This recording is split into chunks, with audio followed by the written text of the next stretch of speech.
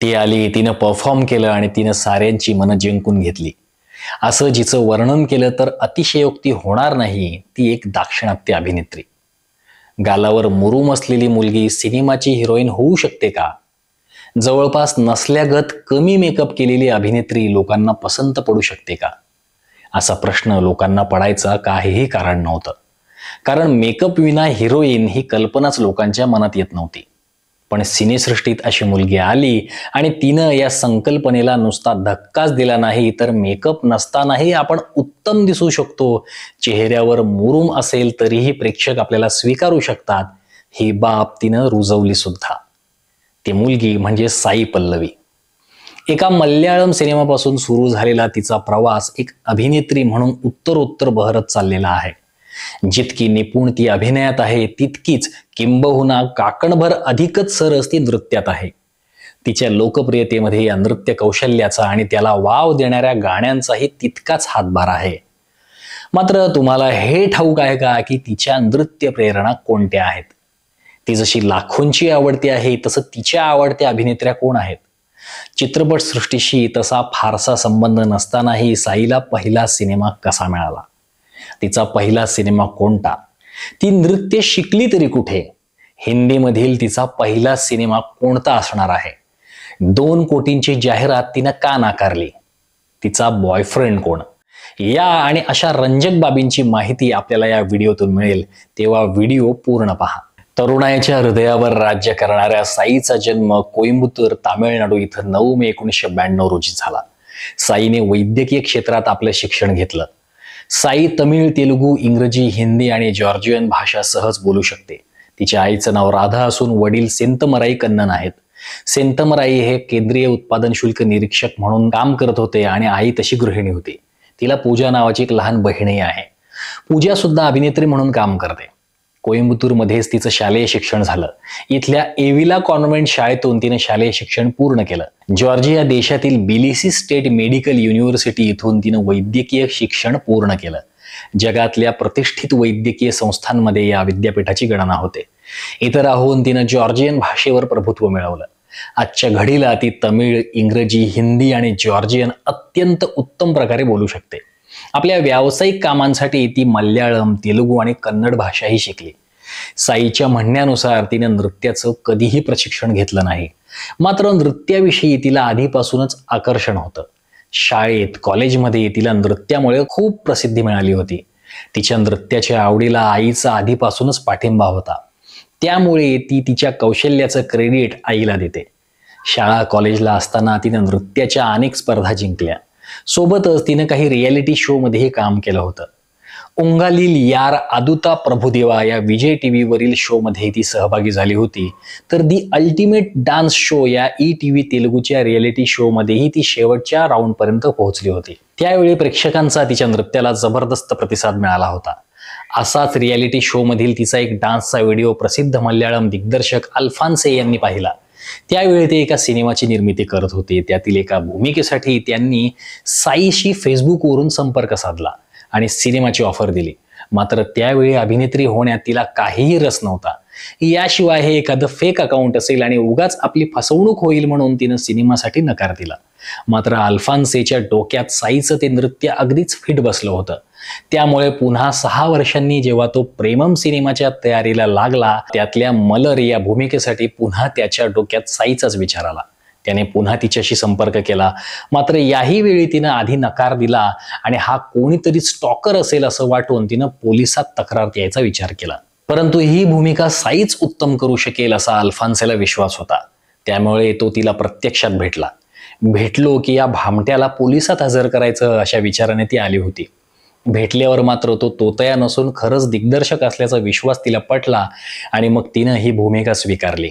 त्यावेळी तिचं शिक्षण चालू असल्याने त्याच्यासमोर तिनं अट ठेवली आणि त्यानुसार शिक्षण घेत असताना सुट्ट्यांच्या काळात तिनं सिनेमाचं शूटिंग केलं.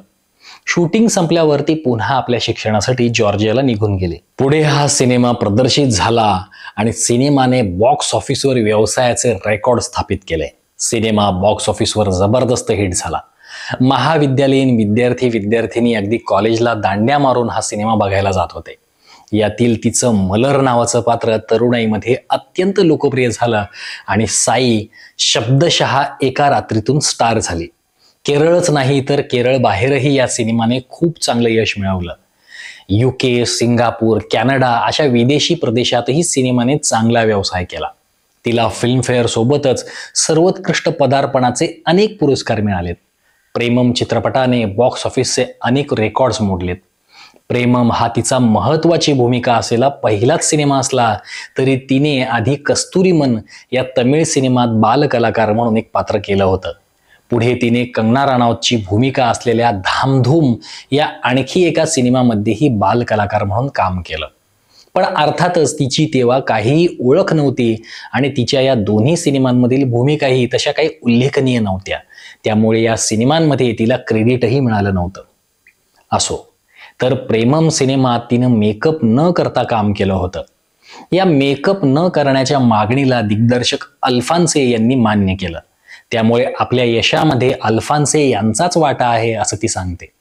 प्रेमम नंतर पुढच्याच वर्षी तिनं काली या आणखी एका मल्याळम सिनेमात काम केलं. यात तिची जोडी दुलकर सलमान या मल्याळम स्टार सोबत जमली. प्रेक्षकांनी सिनेमाला अतिशय उत्तम प्रतिसाद दिला आणि सिनेमा बॉक्स ऑफिसवर सुपर डुपर हिट ठरला. याही सिनेमात तिनं मुरुमांनी भरलेल्या चेहऱ्यानेच काम केलं. पुन्हा एकदा प्रेक्षकांनी तिला आहे तसंच स्वीकारलं. मधल्या काळात तिची प्रेमम सिनेमातील मलर ही भूमिका भारताच्या इतर भागांमध्येही चांगलीच लोकप्रिय झाली होती.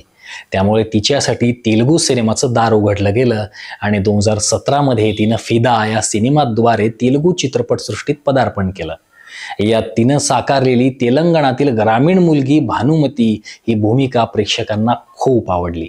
सिनेमा हे बॉक्स ऑफिसवर हिट ठरला. यातल्या भूमिकेसाठी तिला फिल्मफेअर तेलुगू सर्वोत्कृष्ट अभिनेत्रीचा पुरस्कार मिळाला.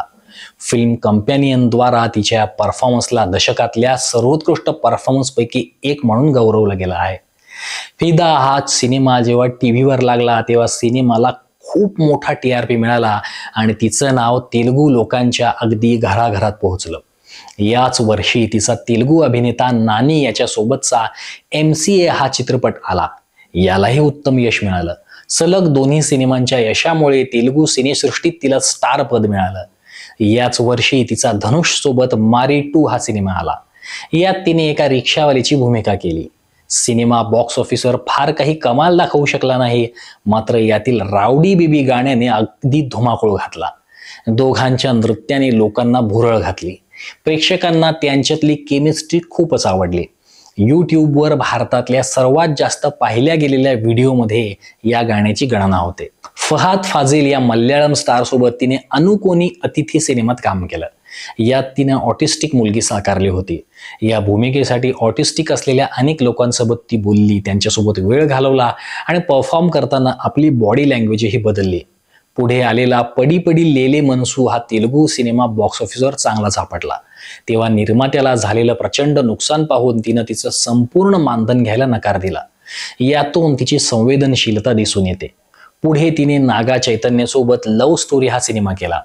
यासोबतच अभिनेता नानी सोबत ती पुन्हा एकदा श्याम सिंघा रॉय या तेलुगू चित्रपटामध्ये दिसली. दोन्ही सिनेमांनी बॉक्स ऑफिसवर उत्तम कमाई केली आणि तिच्या भूमिकेसाठी तिला अनेक पुरस्कार देखील मिळाले. मधल्या काळात आलेल्या अधिरन आणि तमिळ स्टार सूर्यासोबत NGK या तिच्या सिनेमांना चांगला प्रतिसाद मिळाला. पावा कदाईगल हा सिनेमा तिचा थेट OTTवरच प्रदर्शित झाला. 2022 मध्ये तिनं गार्गी या तमिळ सिनेमातून आपल्यातल्या सशक्त अभिनेत्रीचं पुन्हा एकदा दर्शन दाखवून दिलं. या सिनेमाच्या कन्नड आणि तेलुगू व्हर्जनसाठी तिने स्वतःच्याच आवाजात डबिंग केलंय. सध्या ती गीता आर्ट्स या बॅनरखाली रामायणवर बनणाऱ्या सिनेमात माता सीतेची भूमिका करणार असल्याच्या बातम्या अधूनमधून येत असतात. यात तिच्यासोबत ऋतिक रोशन आणि रणबीर कपूर यांच्याही भूमिका असल्याचं म्हटलं जातं. असं झाल्यास तिचं हे हिंदी चित्रपटसृष्टीतील पदार्पण असेल. यासोबतच तिचा अमरान हा तमिळ सिनेमाही लवकरच प्रदर्शित होणार आहे.